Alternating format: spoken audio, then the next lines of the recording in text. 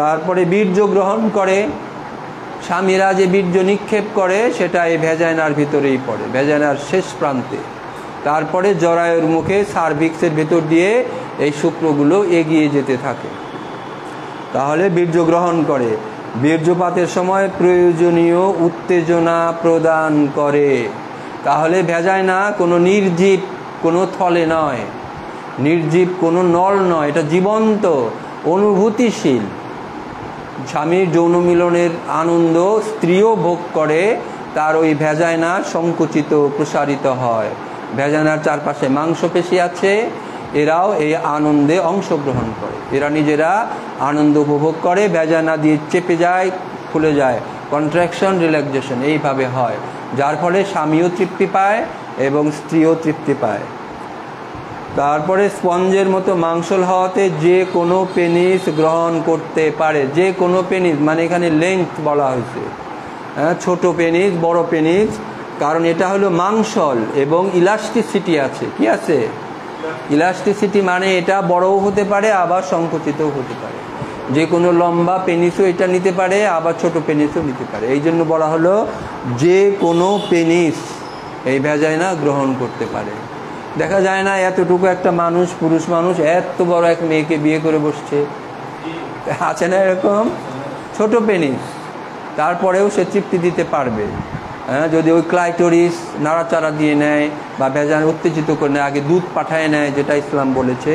হ্যাঁ, এটা আসলে পেনিস গ্রহণ। আবার বড় মানুষ, তার বউ আবার এতটুকু, বিরাট 6 ফুটের মানুষ, তার বউ আবার ছোট, আছে না এরকম? তারাও আবার যৌন মিলনে তৃপ্তি পেতে পারে।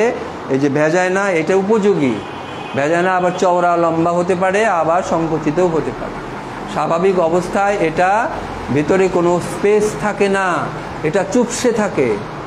ভ্যাজাইনার ওয়ালগুলো একেবারে চুপসে থাকে, মিলে থাকে এক ওয়ালের সাথে আর এক ওয়াল, ভেতরে কোনো ছিদ্র নাই।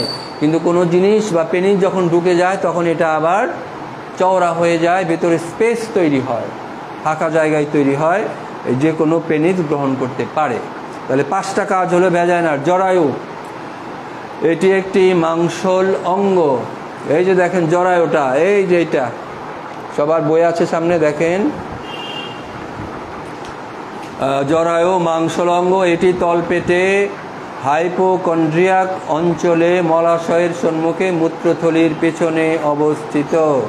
দেখতে অনেকটা পেয়ারা বা উল্টানো নেশপাতির মতো। এর দৈর্ঘ্য 3 ইঞ্চি এবং প্রস্থ 2 ইঞ্চি, উচ্চতা 1 ইঞ্চি। এর ওজন প্রায় 40 গ্রাম। গর্ভাবস্থায় এটি আয়তনে বৃদ্ধি পায়। তাহলে আমরা জরায়ু সম্পর্কে কি জানলাম এখানে? জরায়ুর বাংলা কি হতে পারে? হ্যাঁ, মাতৃগহ্বর, হ্যাঁ, মাতৃজঠর নাকি কি বলে? হ্যাঁ, মাতৃগহ্বর, যেখানে বাচ্চা বড় হয়, যেখানে এসে বাচ্চা প্রথমে ফার্টিলাইজেশন হয়ে এখানে ঢুকে পড়ে।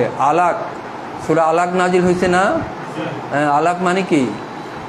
মাংসপিণ্ড, রক্তপিণ্ড, একটা দলা, ছোট্ট দলাকে আলাক বলা হয়। আলাক শব্দের মূল অর্থ হলো হ্যাঙ্গিং, ঝুলন্ত, যেটা ঝুলে থাকে। এই যে জরায়ুটা, খলাকনাল ইনসানা মিন আলাক। খলাকনা, আমরা সৃষ্টি করেছি, ইনসানা মানুষকে, মিন মানে থেকে, আলাক হলো রক্তপিণ্ড।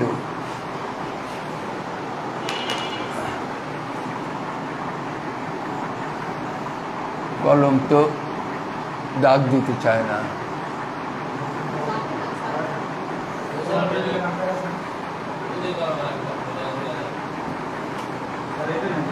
হ্যাঁ,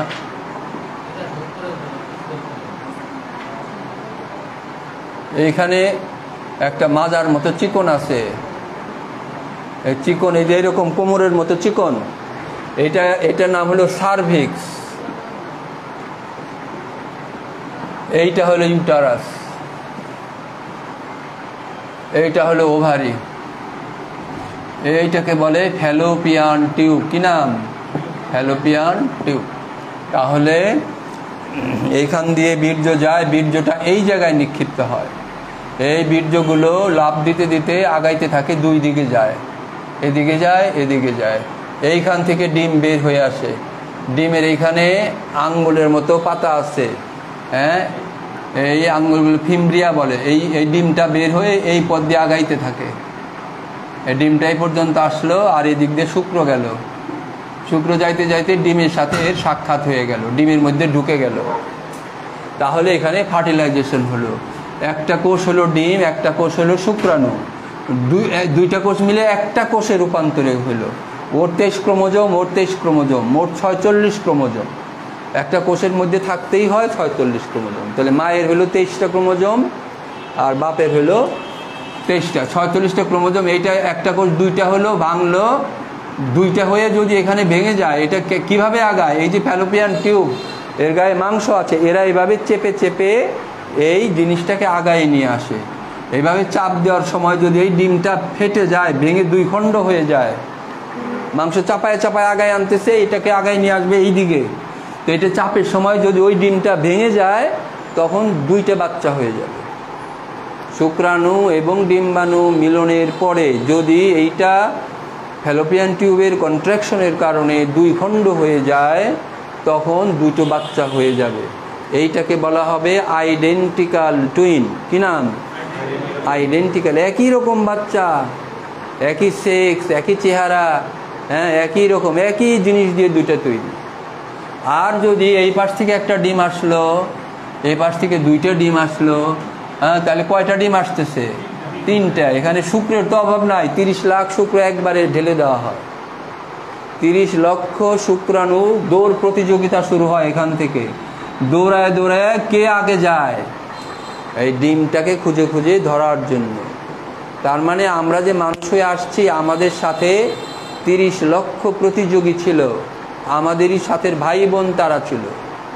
কিন্তু আমি যে শুক্র দ্বারা হইলাম, ওই শুক্রটা সবার আগে গিয়ে এই ডিমটাকে ধরতে পারছে। এই যে এখান থেকে ডিম যাচ্ছে, ডিমটাকে ধরে শুক্রাণু ঢুকলো, তারপরে পিছনে যারা শুক্রাণু দৌড়ায় দৌড়ায় আসতেছে আর ঢুকতে পারবে না এর মধ্যে। চারপাশে একটা দেওয়াল তৈরি হয়ে যায়, শক্ত একটা প্রাচীর, হ্যাঁ, প্রাচীর তৈরি হয়, আর সব শুক্রাণু মাথা ঠুকে, কিন্তু আর ডিমের খোসা ভাঙতে পারে না। ওই প্রথম যেটা ঢুকলো ওইটাই ফাইনাল, ওইটাই মানুষ হয়ে যায়। তাহলে এখন পৃথিবীতে নারীর সংখ্যা বাড়তেছে। নারীদের কি কি ক্রোমোজোম থাকে? XX আর XY। এই XX যে শুক্রাণুর মধ্যে XX ক্রোমোজোম যেটা, এইটা দৌড়ে ফাস্ট হচ্ছে এই XY ক্রোমোজোমের তুলনায়। এই শুক্রগুলো পারতেছে না, যাদের মধ্যে XY আছে, আর এরা হলো বেশি অ্যাডভান্স, বেশি শক্তিশালী, বেশি পাওয়ারফুল, বেশি রান করতে পারে, হ্যাঁ, বেশি এনার্জেটিক। মেয়ের সংখ্যা এই XX ক্রোমোজোম দ্বারা মেয়ের সংখ্যা বাড়তেছে। কালকেও পেপারে আসছে, এইটা পৃথিবীতে নারীর আধিক্য দেখা দিচ্ছে। হাদিসে আসছে না এই ব্যাপারটা? হ্যাঁ, পুরুষকে নিয়ে টানাটানি শুরু হবে। হ্যাঁ, এখনই তো ছেলে কম। ওই যে সৌদি আরব, অন্যান্য দেশে মেয়ে বসে রয়েছে, ছেলে পাচ্ছে না বিয়ে দেওয়ার জন্য, অনেক দেশ আছে। তার মানে XX ক্রোমোজোমালারা দৌড়ে ফার্স্ট, তাই না? এখন তো দেখেন তারা সব জায়গায় আগে আগে যাচ্ছে। মেডিকেল কলেজে ভর্তি হয় মেয়েরা অনেক বেশি, ছেলেরা কম। তার মানে মেধার দিক দিয়েও তো মেয়েরা আগে যাচ্ছে। ছেলেরা হলে আড্ডা মারতেছে, পথে ঘাটে মোবাইল নিয়ে ঘুরতেছে বেশি বেশি, আর মেয়েরা তাদের সাধনা করে যাচ্ছে। ফরিদপুর মেডিকেল কলেজে নবীনবরণ অনুষ্ঠান হচ্ছে, সেখানে 60 জনের মেয়ে মধ্যে 40 জন মেয়ে, 20 জন ছেলে। এখন প্রিন্সিপাল বক্তৃতা দিতেছে, তোমাদের তো দুর্ভাগ্য, এত লেখাপড়া করবা কিন্তু শেষে বর খুঁজে পাইবে না। তার মানে এই 60 জনের মধ্যে 40 জন মেয়ে, 20টা ছেলে, 20টা ছেলের সাথে বিয়ে হয়, আর 20টা মেয়ে তো বর পাবে না, তারা ওই অন্যান্য বর খোঁজা লাগবে অন্য প্রফেশনে। এভাবে সব জায়গায় কিন্তু একই কন্ডিশন হচ্ছে না। মেয়েরা XX ক্রোমোজোমালারা বেশি আগে ডিম্বাণুর সাথে মিলিত হচ্ছে। 3টে ডিম 3 দিক থেকে বের হইলো, 3টে বাচ্চা হয়ে গেল। 3টে বাচ্চা কিরকম হবে? 3 রকম হবে, 3 রকম চেহারা, 3 রকম গুণ বৈশিষ্ট্য, কারণ 3টা আলাদা আলাদা শুক্রাণু, এক একটা শুক্রাণুর এক একটা গুণাবলী। এই শুক্রাণু 3টে শুক্রাণু 3টে ডিমকে ধরছে, আর আগেরটাই কি ছিল? একই শুক্রাণু, একই শুক্রাণু, একই ডিম, মাঝখানে ফেটে গিয়ে 2 ভাগ হয়েছে। সেইটা হলো এক চেহারার বাচ্চা, একই সেক্স, দুটোই ছেলে অথবা দুটোই মেয়ে। কিন্তু 3টে ডিম 3টে আলাদা শুক্রাণু 3 রকমের বাচ্চা হবে, গুণ বৈশিষ্ট্য সব দিক দিয়ে আলাদা।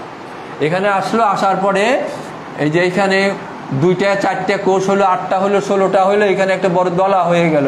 এই দলাটা জরায়ুর এই গায়ে ছিদ্র করে ঢুকে পড়লো। এখানে তো ফাঁকা, জরায়ুর ভিতরে কিন্তু ফাঁকা। এই ফাঁকা দিয়ে আস্তে আস্তে সে এইখানে জরায়ুর ভিতরে এন্ডোমেট্রিয়ামকে ধাক্কা মেরে ঢুকে পড়লো।